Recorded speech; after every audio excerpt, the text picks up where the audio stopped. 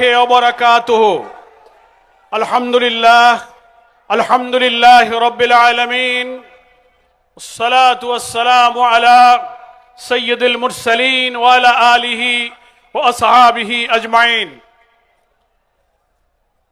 11 দলীয় ঐক্যের আজকের এই খুলনা বিভাগীয় ঐতিহাসিক সমাবেশ, যে সমাবেশ এই ভূখণ্ডের বহু আন্দোলনের স্মৃতি বিজড়িত খুলনা সার্কিট হাউস ময়দানে লক্ষ লক্ষ জনতার উপস্থিতিতে অনুষ্ঠিত হচ্ছে।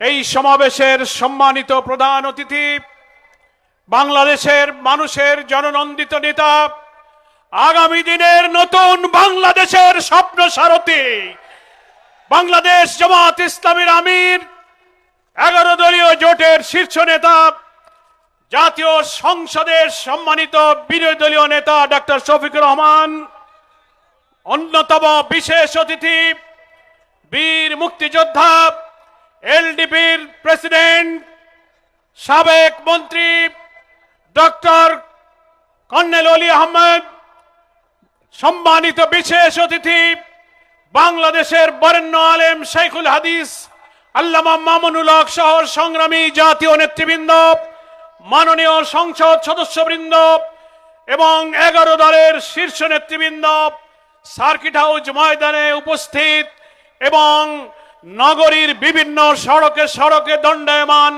আমার প্রিয় খুলনাবাসী ভাই ও বন্ধুগণ, প্রথমেই হৃদয়ের সমস্ত তৃপ্তি আবেগ দিয়ে পরম করুণাময় আল্লাহর দরবারে শুকরিয়া আদায় করছি। বৃষ্টি মুখর দিনে এমন এক উজ্জ্বল সূর্যের আলো দিয়ে এই জনসভাকে সুন্দর আবহাওয়ায় যে আল্লাহ তাআলা সফল করে দিয়েছেন, তার দরবারে শুকর আদায় করি আলহামদুলিল্লাহ। দূর দূরান্ত থেকে লক্ষ লক্ষ মানুষ সার্কিট হাউসকে জনসমুদ্রে যারা পরিণত করেছেন, সংগ্রামী বীর জনগণকে আমরা 11 দলের পক্ষ থেকে মোবারকবাদ জানাচ্ছি। কষ্ট করে যেসব জাতীয় নেতৃবৃন্দ এসেছেন খুলনা বিভাগের পক্ষ থেকে, তাদেরকেও আমি আন্তরিকভাবে শুকরিয়া এবং শুভেচ্ছা জ্ঞাপন করছি। সংগ্রামী বন্ধুগণ, আপনারা জানেন আজকের এই 11 দলীয় সমাবেশের প্রধান উদ্দেশ্য হচ্ছে 18 কোটি মানুষের রক্ত দিয়ে গড়া গণভোটের রায়কে বাস্তবায়ন করতে হবে। নির্বাচনের 4 মাস পার হয়েছে, ক্ষমতাসীন দল জাতির সাথে যে কথা দিয়েছিল সে কথা রাখেনি, 180 ডিগ্রি কথা উল্টায় দিয়েছে। গণরায় কি ছিল? প্রধানমন্ত্রীর সীমাহীন ক্ষমতার লাগাম টানতে হবে, রাষ্ট্রপতি প্রধানমন্ত্রীর ক্ষমতার ভারসাম্য, সাংবিধানিক পদ, অন্যান্য গুরুত্বপূর্ণ পদে দলীয়করণ চলবে না। এই সব বিষয়ে উচ্চ কক্ষে পিআর পদ্ধতিতে আরো অনেক গুরুত্বপূর্ণ 86টি সংস্কার প্রস্তাবে আমরা একমত হয়েছিলাম, যার প্রায় 40টি ছিল সাংবিধানিক। গণভোটের 4টি প্রশ্নে 70% মানুষ হ্যাঁ ভোট দিয়ে বলেছে এই সংস্কারের সাথে আমরা একমত আছি। এমনকি দেশের বর্তমান প্রধানমন্ত্রী, আইনমন্ত্রীরা যারা এখন গণভোটকে সংবিধান বিরোধী বলেন, রাষ্ট্রপতির আদেশকে বেআইনি বলেন, তারাও তো হ্যাঁ ভোটে ভোট দিয়েছিলেন। তার অর্থ হলো আপনারা হ্যাঁ ভোটে জয়যুক্ত করার অর্থ হলো আপনারা 84 সংস্কারকে মেনে নিয়েছেন। অথচ সেই হ্যাঁ ভোট দিয়ে এখন আপনারা বলছেন এটা সংবিধানে নাই, এটা বেআইনি, এটা রাষ্ট্রপতির এখতিয়ার নাই। ফলে পরিষ্কার ভাবে 11 দলীয় শীর্ষ নেতা বৈঠক করে সারা বাংলাদেশে আন্দোলনের কর্মসূচি দিয়ে 18 কোটি মানুষকে আমরা বুঝাতে চাই এই সরকার জনগণের সরকার নয়, এই সরকার কর্তৃত্ববাদী ফ্যাসিবাদের দিকে ধাবিত হয়েছে।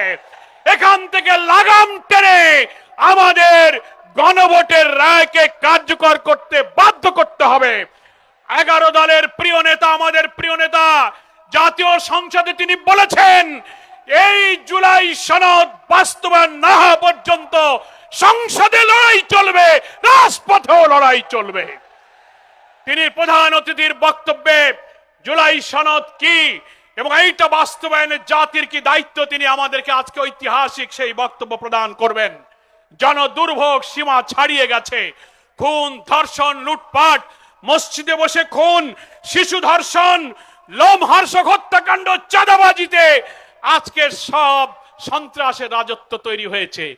এমন একটি শান্তিপূর্ণ সমাবেশ, আমাদের বাগেরহাটের কিছু ভাইরা এই সমাবেশে আসতেছিলেন, আসার পথে বিএনপির সন্ত্রাসীরা তাদেরকে হামলা করেছে, অসংখ্য লোক আহত হয়েছে, 2 জন তারা আহত হয়ে এখন হাসপাতালে চিকিৎসাধীন আছে। তাহলে এত শান্তিপূর্ণ সমাবেশ, এখনই আপনারা সন্ত্রাস শুরু করে দিলেন।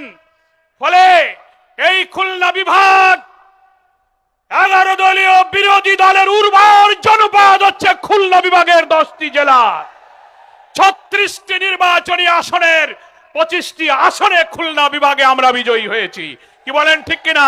ফলে খুলনা বিভাগে যদি আলাদা সরকার হতো তাহলে 11 দলের সরকার প্রতিষ্ঠিত হতো।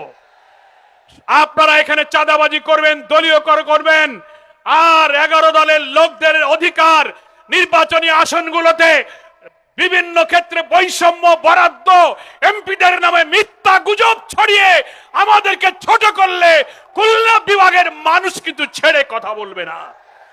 সংগ্রামী ভাইয়ের আমার, আমি তাই আজকে এই 11 দলের পক্ষ থেকে সমস্ত নেতৃবৃন্দকে মোবারকবাদ জানিয়ে, সংগ্রামী খুলনাবাসী, এই সমাবেশে যারা এসেছেন কষ্ট করে, বিশেষ করে আমাদের সম্মানিত আমির জামাত আল্লামা মামুনুল হক, ডক্টর কর্নেল অলি আহমদ, নাসিরউদ্দিন পাটারি সহ সব দলের নেতাদেরকে হৃদয় ভরা কৃতজ্ঞতা জানিয়ে, মহান আল্লাহর কাছে শুকরিয়া জানিয়ে আমি আমার বক্তব্য শেষ করে আজকের এই ঐতিহাসিক সমাবেশের সম্মানিত প্রধান অতিথিকে বক্তব্য দেখার জন্য আহ্বান জানাচ্ছি। এখন আজকের এই ঐতিহাসিক সমাবেশে প্রধান অতিথি